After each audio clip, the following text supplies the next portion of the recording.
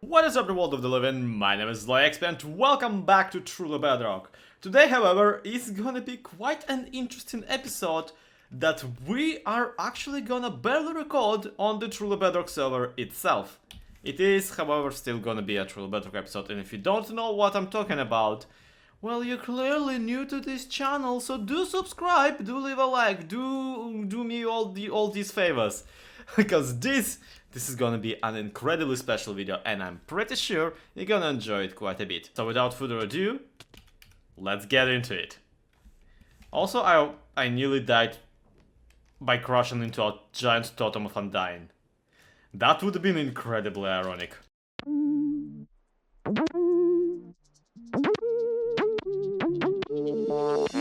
Yeah. See, this thing right here is exactly what I'm talking about.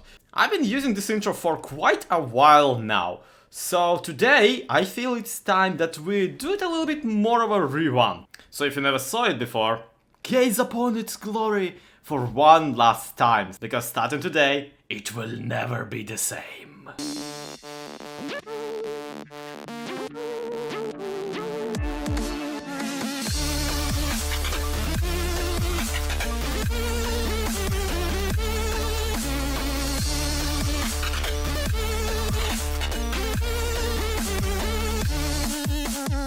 Yep. Say bye-bye to the intro. Bye, intro. It's nice, been nice having you.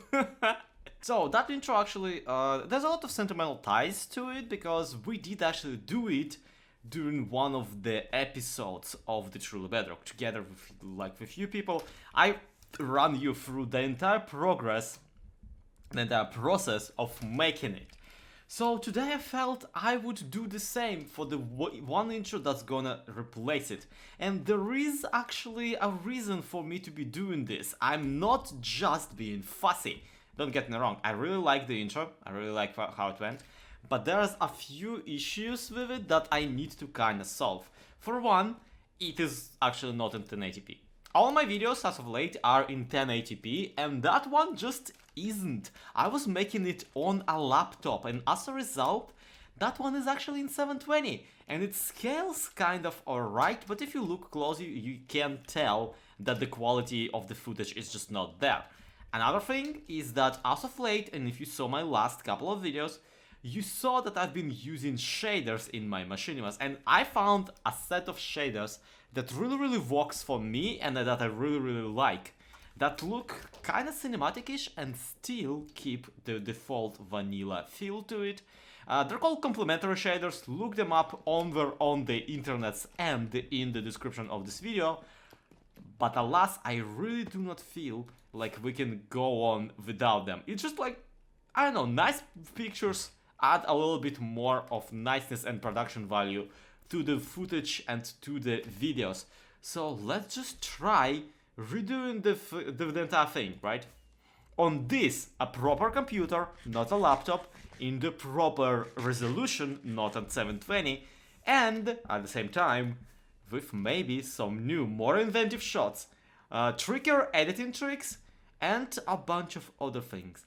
And to help us with that, we will actually utilize several community-provided tools that you might or might not know about, that are out and free, and you could be using it right now. Okay, so the things we're gonna be using today are Adobe Premiere Pro, because this is what I'm using to edit everything I do. Then, naturally, we're gonna use the Bedrock Edition version of Minecraft for all the, all the stuffs that we're gonna be recording. Java Minecraft with replay mod and Optifine installed, and of course we'll be using this little baby right here, MCC tool chest, which is an incredibly useful tool if you're trying to do something like this, or if you're playing Bedrock Edition to begin with. You see, a lot of you people were very confused about my previous time lapses that use replay mod. Specifically because replay mode is not actually a thing over on the Bedrock Edition version of Minecraft. And that's fair, that's fair. I've been kind of keeping this a secret, not really, I've not really been coy about it either.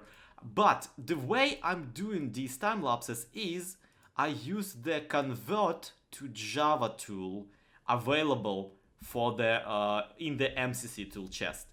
So what I do is I grab a creative copy of the Truly Bedrock Season 2 world, which I can download from Foxy Notail, and I even can ask him to make a separate copy for me if I really want to. And then I just let it run for a little while, convert it, including the Nether, and on the opposite side of this process, we're gonna get ourselves a real nice Java Edition world that we'll be able to open on Java and then run through all the different things that we're gonna run them through. And if you're wondering why I don't just use Minecraft RTX instead of using Java shaders for this, it's because even finding an RTX video card is incredibly hard nowadays, and also I just simply don't have the money for one. And here we are in Java Edition version of the Truly Bedrock server, which, yeah, is a little bit weird, and actually is a lot weird when you really get down to several things. Next time you see a low XP time-lapse, look out for the following things. Quartz, slabs and stairs, and like smooth quartz full blocks don't really convert that well to the Java version for whatever reason. So that's going to be absolutely messed up nearly every single time. And also, whenever you convert like that, you can tell the walls don't necessarily know how to process it and don't connect in a way in which they're supposed to. It's subtle and it's not always there, and there's nothing stopping me from actually going down and fixing it myself. But, you know, sometimes it's gonna result in something like this. And also something like this, because apparently Java to Bedrock conversion just messed up something about the ocean biome over here. And also we have levitating squid. Yep, that squid sure is levitating. I do not know what's happened with that squid. However, none of that stops us from preventing the thing that we're actually here for. And the thing we're actually here for is the complementary shaders. If they're gonna bother loading, because Java Edition is basically mining Bitcoin every time you load it up. For legal reasons I have to specify that not actually. Okay, now that I'm done being a screw up, here it is in all of the shader glory. Take it in, people. This is, yep, this is it. This is the shader pack. And boy, does Truly Bedrock look nice wearing it. Holy poop. Now allow me to introduce you to the other mod we'll be using today. That is replay mod.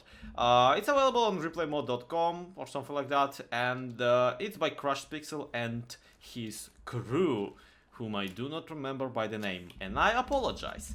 But it's actually a very cool mod and it allows you to do so much with the cinematics. Check this one out. You know how this entire time I've been running around, right?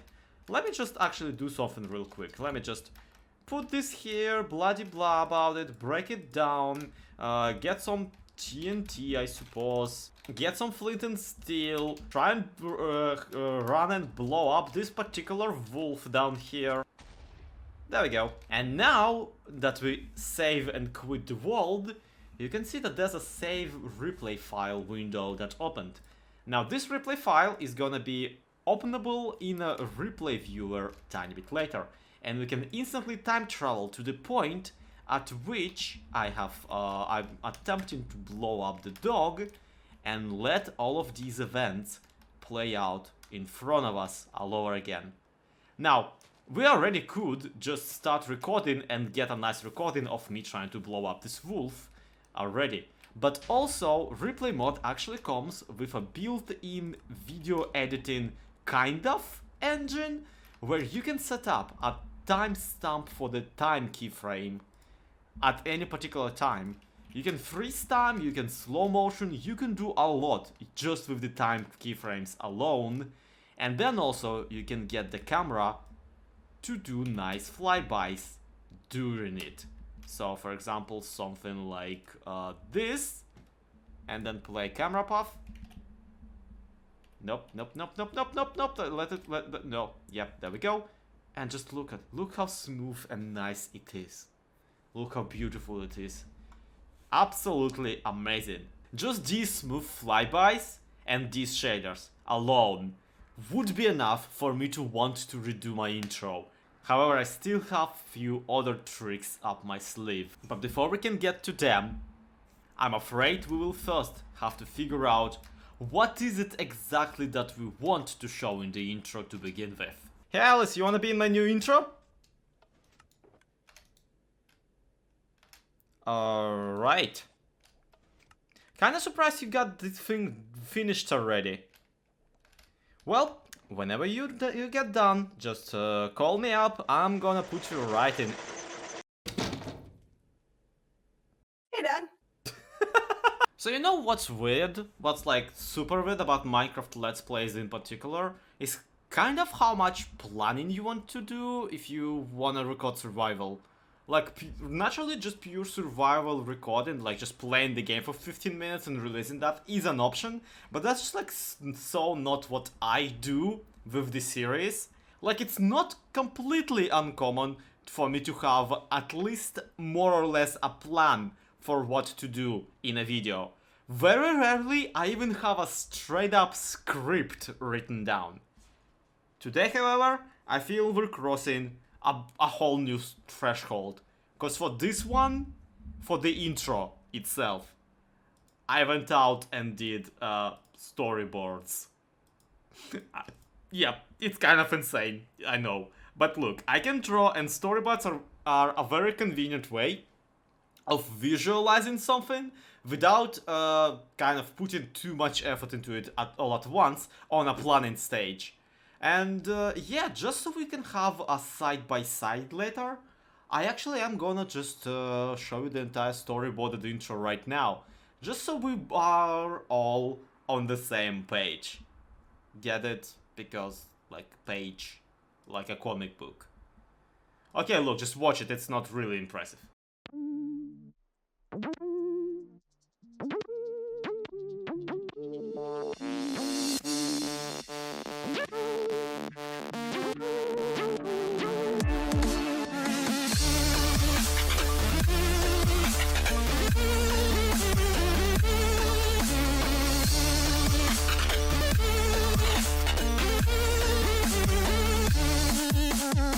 And if that entire thing just looked like a complete gibberish of sketches and all that kind of stuff to you, well, it's almost intentional, like, to make it look a little bit more exciting, I could move around the pictures a little in Premiere, but what I decided to do is I decided to make it basically as basic as possible to highlight what a storyboard ultimately is supposed to be. It's not supposed to be the finished project, it's supposed to be representative of the finished project. And if that entire storyboard makes you imagine the finished project pretty well at this point, well, then I'm great at storyboards now, aren't I?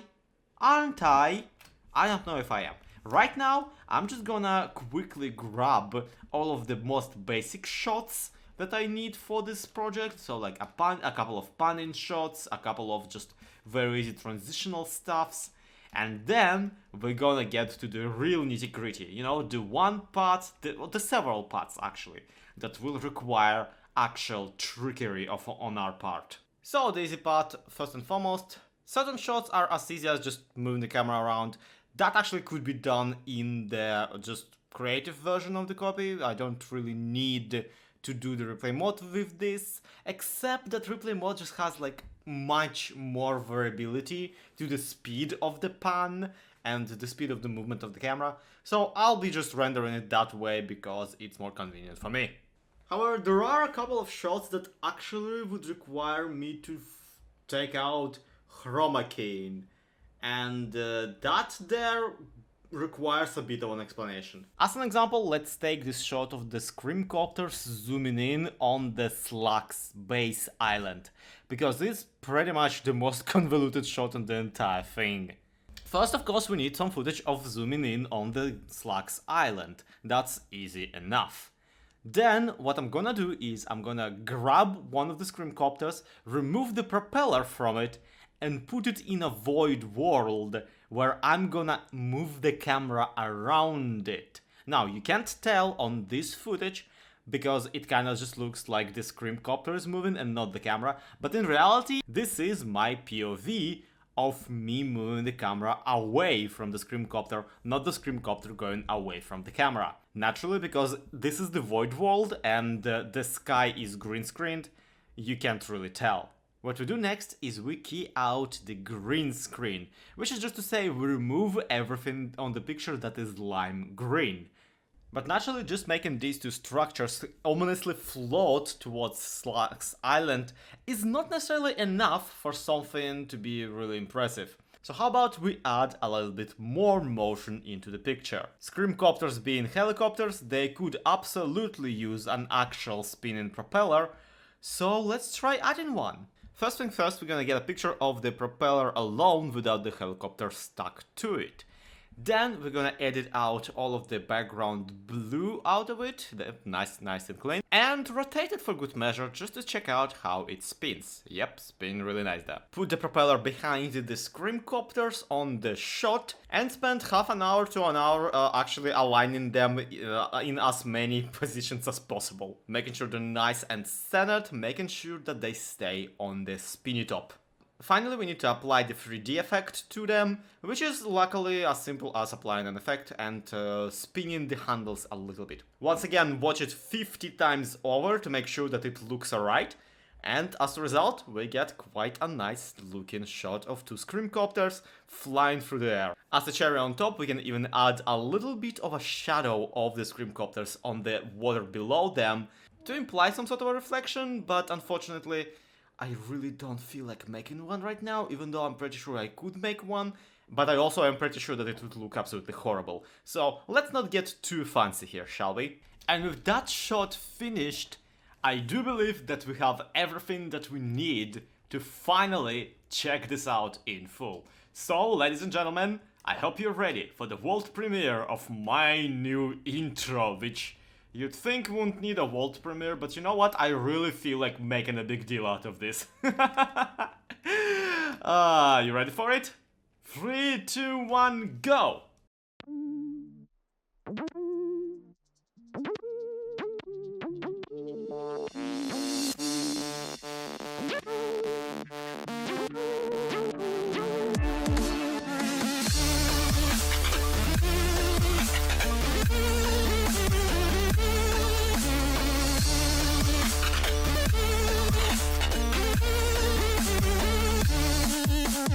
So how'd you like it? Tell me everything in the comments. I'm looking for any sort of feedback. It seems a lot of people really like the previous one, and I really wanted to try and make this one as iconic and epic as the previous one. Absolutely. So let me know what you think. And I mean, you might be wondering right now, why have I decided to, show my entire butt here and basically explain how all of this stuff that I did on screen is actually happening. And the answer is kind of twofold. For one, I really don't think that knowing how the sausage is made is subtracting from the enjoyment that the viewer will see. If anything, I do believe that now that you know how much effort and thought and planning has to go into all of the special effects that we do here on True Bedrock, you might be actually more appreciative of exactly how much effort we put into it. But at the same time, there's a secondary reason as to why I feel perfectly safe and perfectly fine revealing all of this info to you. And that is, well, I mean, I don't want to announce it. I don't want to spill the all of the beans, but I've been looking into getting actual 3D animation courses.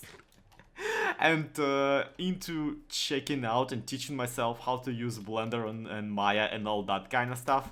So yeah, chances are by the time next season arrives, I'll know even more cool stuff about how to make nice visuals in Minecraft. And all the things that I just explained to you will instantly get outdated and kind of irrelevant for the scale of what we can do here on TV. And yeah, in that key, be excited, be thrilled, and that's gonna be it for today's episode. Once again, do let me know everything you think or you mean or you want to say about the new intro. how it compares to the previous one, and how do you personally feel about it. And with that out the way, to be continued, have a good one. I just realized that during the intro I was also wearing this exact skin. This skin is me wearing a penguin hat from my Twitch/ZloyXP live streams. The audience dared me to wear it for the entire day and my next video, and I just realized that now the hat is immortalized in the actual intro. Well then, I guess I'll be re-rendering that bit for the next video.